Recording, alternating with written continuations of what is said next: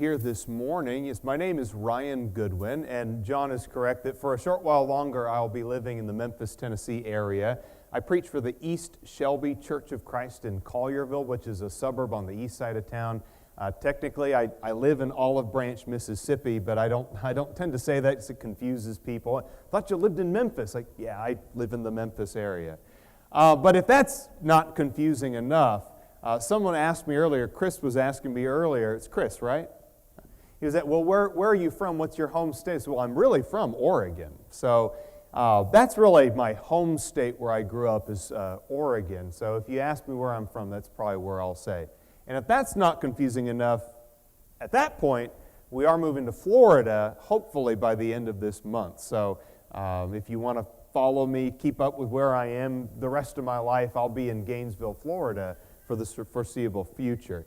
I'll explain a little bit more about myself at a later opportunity. This is not about me. We're not here to talk about me. We're here to talk about God and His Word and the hope that we have in Him. Have your Bibles open to the book of Proverbs. I want to set things up for us in this series by starting in the book of Proverbs with a keynote passage in Proverbs chapter 13. And you can leave a bookmarker in the book because we've got a passage in Proverbs that we're going to look at here in just a moment. But in Proverbs 13, verse 4, that's where we're going to start. This is going to be the setup for a lot of our lessons that we go through together this week. Proverbs 13 and verse 4 says the following: "The soul of the sluggard craves and gets nothing, but the soul of the diligent is made fat." And the idea behind that is that the lazy person will always crave and crave and crave, seek and seek and seek, and look and look and look, and will find nothing because he's always just dreaming. It's always just about the next thing on the horizon, the next get-rich-quick scheme, the easy way through life. And yet there is another person, the diligent. Somebody who is diligent will be prosperous, will be rich, will be made fat, will live this abundant life. Now, of course, the question comes up, what are we really talking about here? Are we talking about earthly wealth and physical abundance? Is that really what's going on here? Well, I don't think so. One of the things that you see about the Bible, almost from cover to cover, I won't say literally from cover to cover, but almost cover to cover, one of the great unsung themes of the Bible is wealth. And not earthly wealth, not physical wealth, not money in your back pocket, but wealth. In the pursuit of physical things and physical wealth, people's lives have been ruined all throughout the Bible. The greedy and the covetous. In fact, one of the fundamental commandments in the Old Testament, one of the 10 commandments is to not be a covetous person, not covet your neighbor and his possessions and his family and his wife and that sort of thing. But you see all throughout Scripture people's lives being ruined because they pursue earthly wealth to their detriment. It's stories like Solomon and his wealth and the way that his wealth in Ecclesiastes became a very vain thing to him that really ended up taking all the joy away from his life. Jesus also taught a lot about wealth. He called it mammon, or the mammon of unrighteousness, in different passages and different parables. Jesus talks in the Sermon on the Mount about the value of pursuing heavenly treasures in Matthew chapter 6 rather than earthly treasures, because moth and rust destroy and thieves break in and steal when it comes to the earthly treasures, but the heavenly treasures cannot be destroyed by moth and rust and cannot be stolen by thieves. And so these and many other passages illustrate the point that wealth, richness, all of these things are great Bible themes. So let's go to Proverbs chapter 6 and notice another passage here as kind of our setup for this first lesson in our series. In Proverbs chapter 6 and verse 6 through 11, "Go to the ant, you lazy one." See the connection there with Proverbs 13, talking about the sluggard or the lazy one. "Go to the ant, you lazy one. Observe its ways and be wise, which having no chief, no officer, no ruler, prepares its food in the summer and gathers its provision in the harvest. How long will you lie down, you lazy one? When will you arise from your sleep? A little sleep, a little slumber, a little folding of the hands to rest. I always imagine, by the way, that looks like this, you know? That Sunday afternoon nap where you're in your easy chair and you go like this. A little folding of the hands to rest. But then the writer says very abruptly, your poverty will come upon you like a drifter, your need like an armed man. So I again ask, are we really talking about just money here, like literal physical things, or is something deeper going on when Proverbs or Jesus himself talks about our wealth? It doesn't take long to see that the writer of Proverbs is primarily concerned not with physical things, but with spiritual things and the cultivation of spiritual wealth in our souls. Other passages in Proverbs will illustrate this. Just to demonstrate what I'm talking about, just consider a couple of them. They're up on the screen if you want to write them down and reference these a little bit later. But in chapter 2 of Proverbs, for example, just pick up in verse 1. My son, if you will receive my sayings and treasure my commandments within you, make your ear attentive to wisdom, incline your heart to understanding. For if you cry for discernment, lift your voice for understanding. If you seek her as silver and search for her as for hidden treasure, then you will discern the fear of the Lord and discover the knowledge of God. He's not talking about physical treasure there, is he? He's talking about discernment and wisdom and knowledge and the fear of the Lord. One more passage just to demonstrate, chapter 8, verses 10 through 11. Take my instruction and not silver, knowledge rather than choicest gold. For wisdom is better than jewels, and all desirable things cannot compare with her. Other things are similarly framed as treasures in the writings of the wise writer. Things that exceed wisdom and gold, things that exceed gold and jewels. For example, honor for the Lord, a godly spouse, a charitable heart, diligent work ethic, committed friends, discretion in speech. All throughout Proverbs and the wisdom literature, these are things that are compared favorably to treasures of silver and gold. So when we observe the sluggard being lazy back in Proverbs chapter 6, it's important to look for deeper lessons. Proverbs 6 is not primarily concerned with, oh, you got to get out and mow your lawn before the sun gets too hot today. That's not the main concern of the lesson from Proverbs 6 and the sluggard. Like the main concern is, it's not like the early bird gets the worm, right?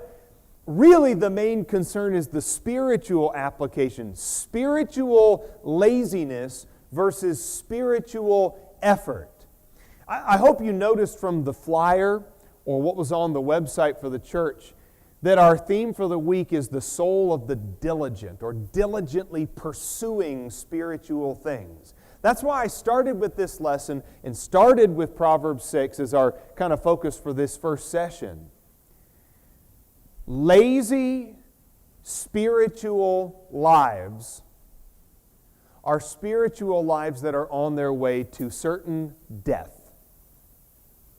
Diligent spiritual lives will cultivate spiritual treasures. Treasures in the soul. Treasures stored up in the heavenly account in God's presence. And that's what I want to look at, not just in this first lesson, but in all of the lessons.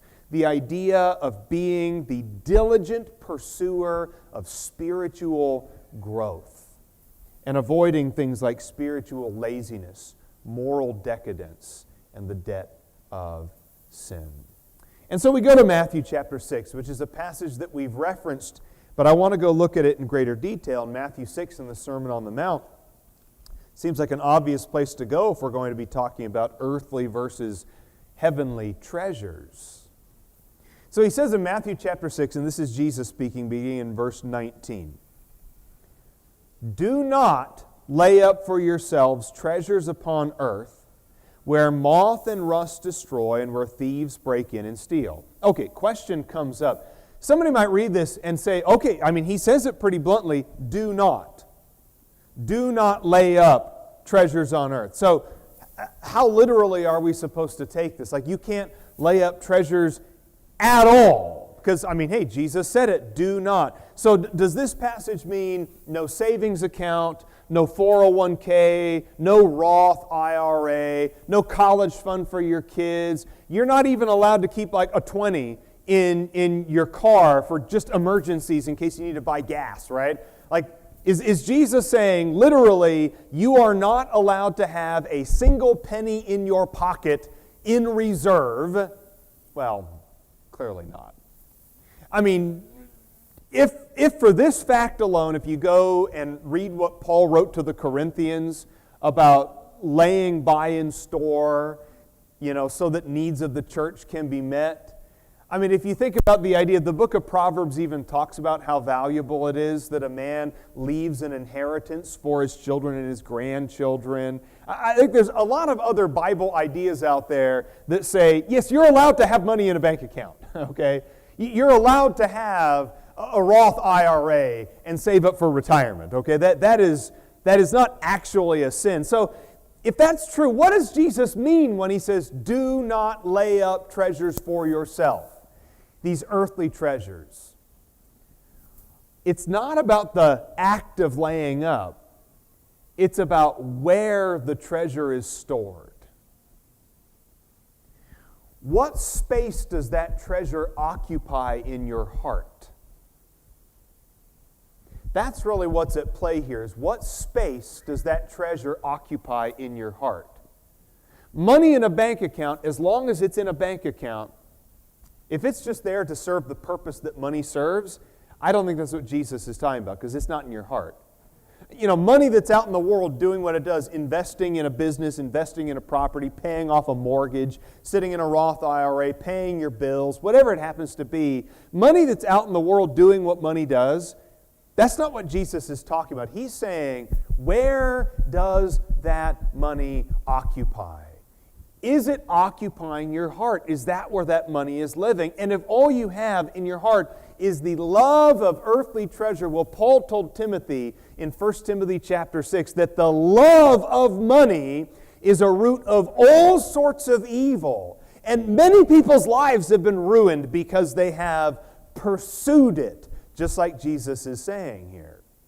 So instead, he offers the alternative in verse 20, but lay up for yourselves treasures in heaven, where neither moth nor rust destroys, where thieves do not break in or steal.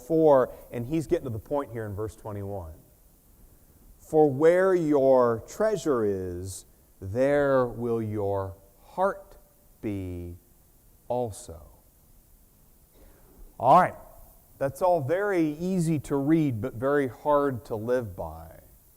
So what are some of the reasons that we struggle so much with this spiritual poverty? All right, let's get into some of the practical side of this lesson now. Poverty might begin with very good intentions. Going back to our Proverbs 6 passage where the lazy person, the sluggard, and by the way, the word sluggard is, I think, one of my favorite words from the whole Bible, because some words just like they sound like what they are, right? Like the word mustard. Like when you think mustard is mustard. It can't be anything else. When you say the word mustard, it will never be another thing. It will never be another smell or another flavor. And that's what the word sluggard is. Like you just saying it, sluggard. Like even just saying it, it sounds lazy to say. But think about that passage in Proverbs 6 about the sluggard. A little sleep, a little slumber. Okay, listen. Is it okay to take a nap every now and then? Yeah, on a Sunday afternoon? Like, hey, listen, if that Sunday evening assembly, if you want to be at your best, sharp for the next sermon, what do you got to do at about 2:30 in the afternoon? Turn on golf and take a nap, right? Get a golf tournament on and have a nap.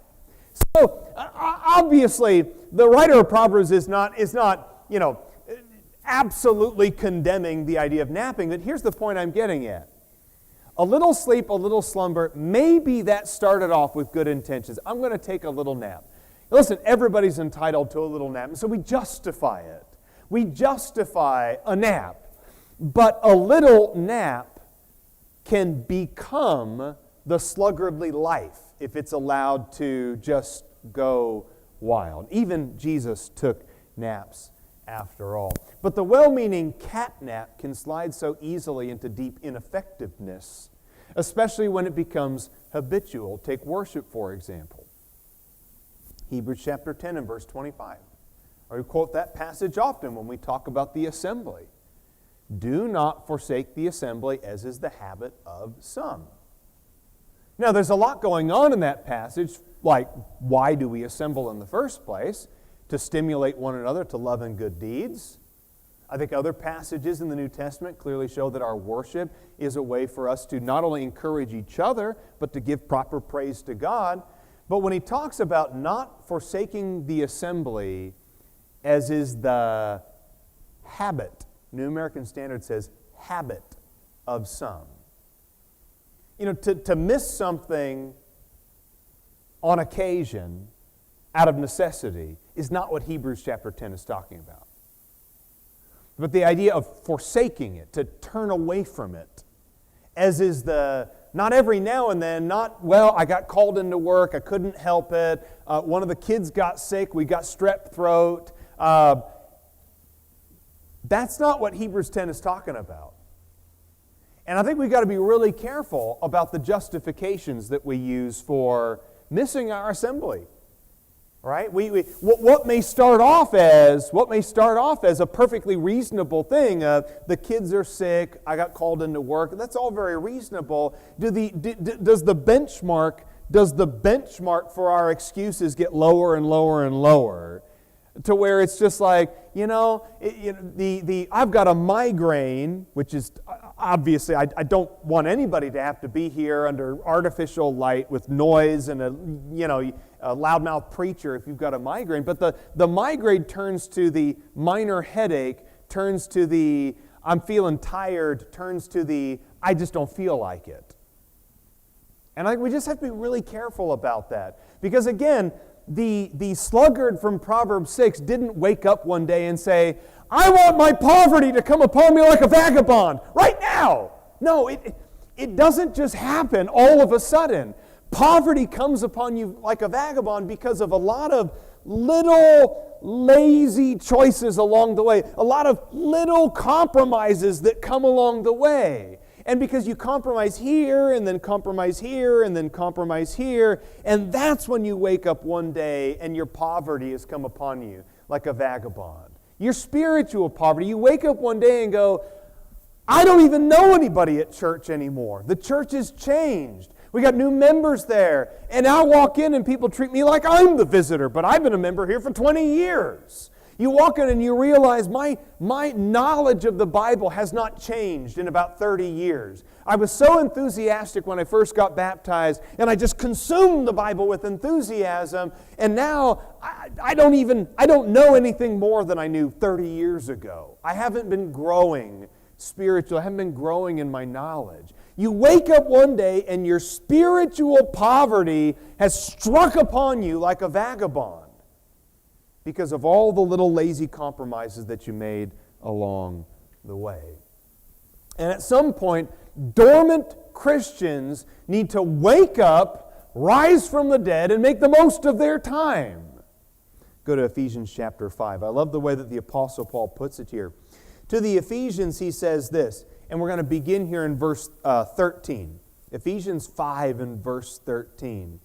But all these things become visible when they're exposed by light, for everything that becomes visible is light. And for this reason it says, awake, sleeper, arise from the dead, and Christ will shine on you. Therefore be careful how you walk, not as unwise men, but as wise, making the most of your time, because the days are evil. So then do not be foolish, but understand what the will of the Lord is. This is intentional to connect this to Proverbs, by the way. Proverbs, the great book of wisdom. Proverbs that talks about seeking and pursuing wisdom diligently, like it's a treasure, like it's jewels, like it's silver, like it's gold. And here Paul is saying, wake up and start pursuing it. Wake up! Rise from the dead. And I think that's what happens to a lot of us. We just go year after year after year, consumed not by spiritual enthusiasm and spiritual treasures, but my job. Well, my job's just been real busy lately. College has been real busy lately. Got a lot going on. We say that. We always say, I've got a lot going on in life. What does that mean? I've got a lot going on. Everybody's got a lot going on. Jesus had a lot going on. Peter and James and John and their dad Zebedee, they had a lot going on. Everybody's got a lot going on. Wake up! Rise from the dead, sleeper! And if you let Him, Christ will shine on you. Christ will shine on you. But we just go year after year, decade after decade, content with just sitting in the pew, folding our hands like this. We're not diligently pursuing spiritual growth. Well, you're not rich, you're just distracted. Maybe that's the problem. I like Revelation 3. Now in Revelation chapter 3, beginning in verse 14, this is the end of a series of exhortations and encouragements to the churches, the 7 churches of Asia. And I think Jesus, this is just me guessing, Jesus goes through these first 6 churches of Asia, and they're pretty piercing, okay? Don't get me wrong, there's some pretty piercing stuff that He writes to these 7 churches of Asia, the first 6 at least. I kind of think He saved the toughest one for last, though. Or at the very least, He seems to have saved the one that hits me the closest to home for last. He says in Revelation chapter 3, beginning in verse 14, "To the angel of the church in Laodicea write, the Amen, the faithful and true witness, the beginning of the creation of God, says this, I know your deeds, that you are neither cold nor hot. I would that you were cold or hot. So because you're lukewarm and neither hot nor cold, I'll spit you out of my mouth. Because you say," and look at verse 17 here, "because you say, I am rich and have become wealthy, and I have need of nothing. And you do not know that you are wretched and miserable and poor and blind and naked. I advise you to buy from me gold refined by fire, that you may become rich, and white garments, that you may clothe yourself, and that the shame of your nakedness may not be revealed, and eye salve to anoint your eyes, that you may see." And he's not talking about earthly treasures here, earthly wealth, or clean, pressed, white, bleached shirts. Okay, that's not what he's talking about here. But we say, because I'm rich and have need of nothing. Isn't that's Western civilization. And by the way, I would not want to live in any other country but the United States of America. So don't get me wrong. Don't think that I'm ungrateful or that I take it for granted that we've got all these comforts. I don't want to trade my life for anybody else's. But there's a danger to my life that I need to be aware of. That I may become just like the Laodiceans and say, well, I got air conditioning in my house, in my car. I got money in the bank. I've got a nice job. I've got comfortable clothes. I've got my chair. Got my chair and my 80-inch TV. Listen, I've become rich. I have need of nothing. And the thing is that people who think that they're rich and think that they don't need anything never ask for anything. You know what God wants from us is for us to ask Him for things, deeper, more significant treasures. Ask and you shall receive, seek and you shall find, knock and the door will be opened to you. Come to me, all who are weary and heavy laden, and I will give you rest. Jesus wants us to seek Him. But because I have air conditioning and comfortable clothes and money in a Roth IRA, I have become rich and I have need of nothing. And so Jesus says quite sharply here in Revelation 3, you have no idea how poor and blind and naked and wretched you actually are. You have no clue how bad you are off right now because of all the comforts that you enjoy in this life. And don't we do this on purpose in many areas of our life? When we're undergoing a painful procedure, we just want to be distracted. When we're bored in a waiting room, what do? We turn on YouTube. When there's conflict in our relationships, we go shopping and feel better about ourselves. When we have depression, when we're grieving, when we're lonely, distraction is always just easier than confrontation. Oh, no, God, I don't need to confront that in my life. I'm rich and I have need of nothing. And this beautiful, bleached white, very thin veneer of wealth and happiness keeps us from pursuing what are the actual spiritual treasures that we long for. Now, I said a moment ago, I don't want to sound ungrateful, and I want to be clear about something. I want to be very, very clear about this. Last night when I got in, I had some time. I flew in and landed about 6:30, got my rental car, it was about 7:30, and it's kind of one of those weird times like, well, I don't want to go to my hotel room at 7:30 and then just sit around all evening. So I thought, well, I've never been to Oklahoma City. I mean, I've driven through on I-40 several times. So I said, let's go down to Bricktown on a Saturday night. I heard it's lively down there. Not my kind of lively, to be clear about that. The sports bars and tequilas and stuff on the river. But I just wanted to go see it. And I'll say, listen, downtown OKC is pretty cool. That's pretty cool downtown, I got to say. Now, I live in Memphis, so the bar is very low. Okay, right? I didn't get shot last night, so that's an improvement. But one thing you do observe, just like in any medium to big size city in America, is the homeless. I was actually kind of surprised. I didn't realize that there was such a homeless problem in Oklahoma City, but I mean, it's kind of all over. I mean, it's tucked in corners and under bridges and, out of sight, out of mind, but there's a lot of homeless there. So I want to be clear about something. I think it's kind of insulting to sit in a position of comfort where we have air conditioning and money in the bank and comfortable clothes and comfortable shoes and all that. It's kind of insulting to sit there in this position of comfort and kind of make patronizing statements about the nobility of the poor, like, oh, if only we could have the clarity of a homeless person. Give me a break. I think that's kind of a patronizing attitude. But one thing can be said about poverty. And I mean literal poverty right now, like actual homeless, no shoes on poverty. When you are dirt poor, you at least know how bad your life is. Like there's no mistaking it. And again, that's not me trying to parade the nobility of poverty or anything. I'm just saying, in very stark, in very real terms, when you are a homeless person in downtown Oklahoma City and you do not have shoes on and all of your earthly possessions are in a black bag sitting next to you and everybody's just filing past you like you don't exist, okay, there is no hiding from how bad your life is. There's no pretending. And the danger of us being as comfortable and as wealthy as we are is that we do not have that same kind of clarity.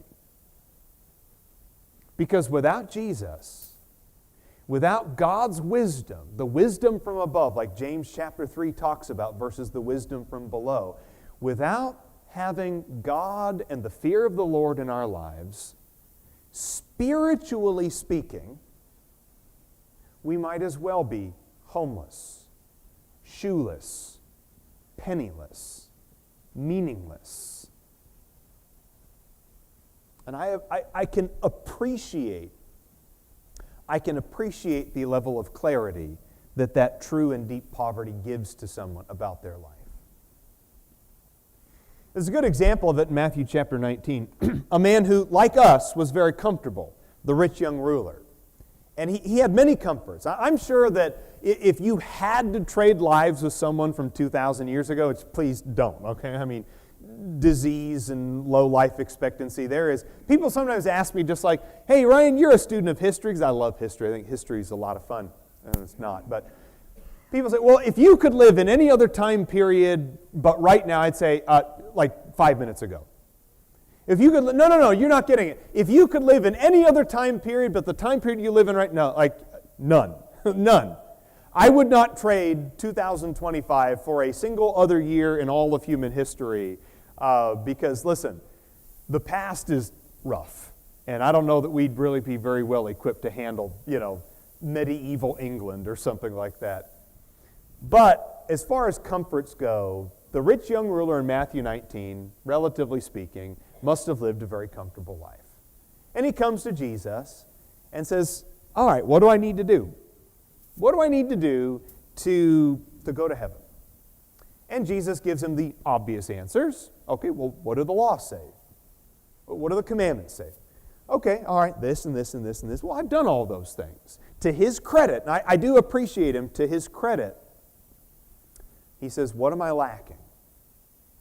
He recognized that even though he was doing the laws like he was supposed to be doing, he recognized there is an aching inside of me. There is still a poverty that I feel that I need to have satisfied. So Jesus said, okay, there is one thing. You're not going to like it. Go sell all your possessions, give them to the poor, and come follow after me. It's pretty stark terms, isn't it? But also very straightforward. No mistaking that.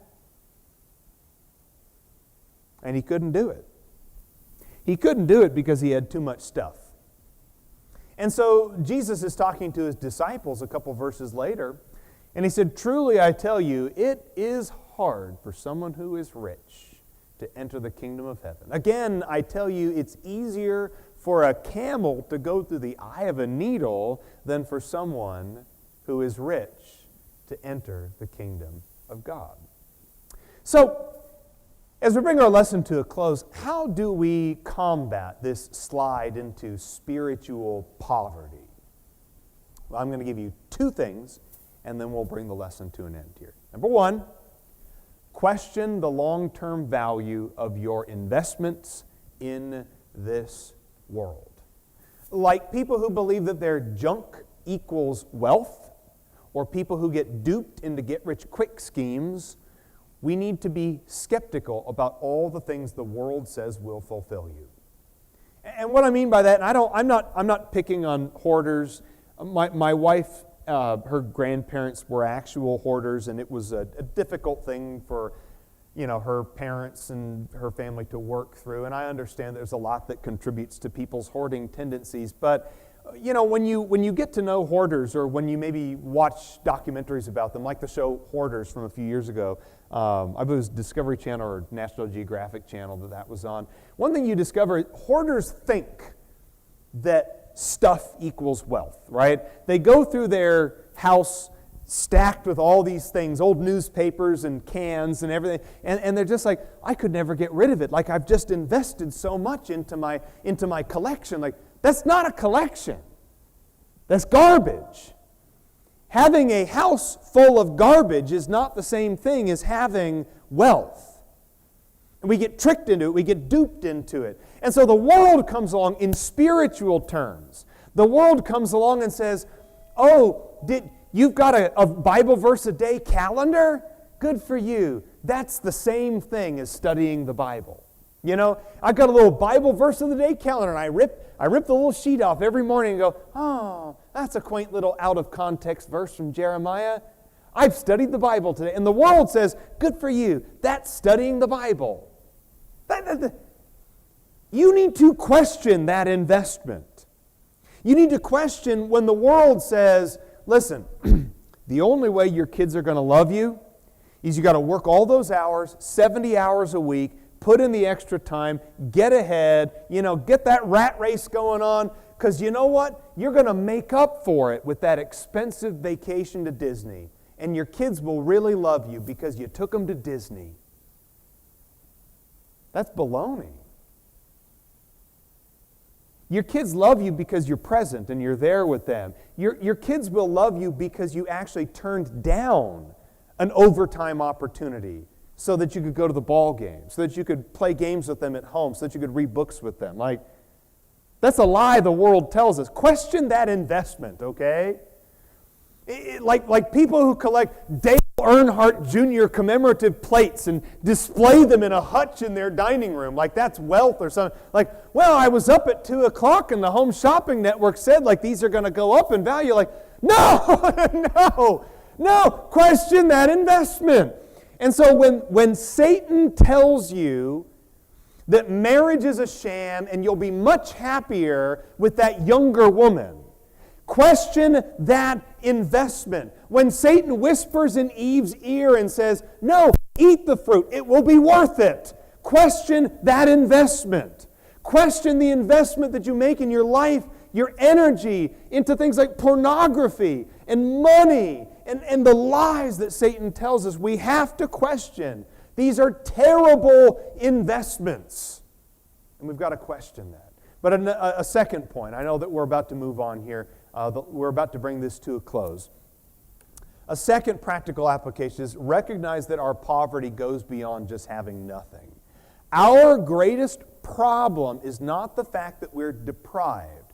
It is not our lack, but our debt that is most destructive. Think about that in spiritual terms. It is not our lack, but our debt that is our biggest problem. And just like the parable that we read in Matthew chapter 18, we are so deeply in the red, so deeply in debt spiritually that it is impossible to pay our way out of this predicament. And this fact alone should break down our pride and our self-reliance. God is the one with all the treasure. And that brings us full circle back to Proverbs 3. Pursue God, pursue wisdom, pursue knowledge, pursue discernment, pursue the fear of the Lord like it is silver and gold and precious jewels, because God is the only one with all the treasure. And we stand before Him with a sin debt that we can never pay. We can never pay it. In 1,000 lifetimes of good deeds and charity, we can never pay the sin debt that comes as a result of a single lie that we've told. We're so badly in debt.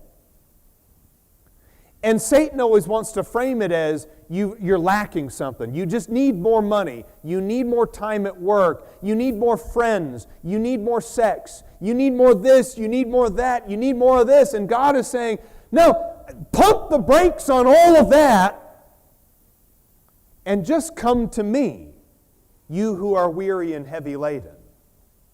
Come to me, and I'll help you to find the real spiritual treasure.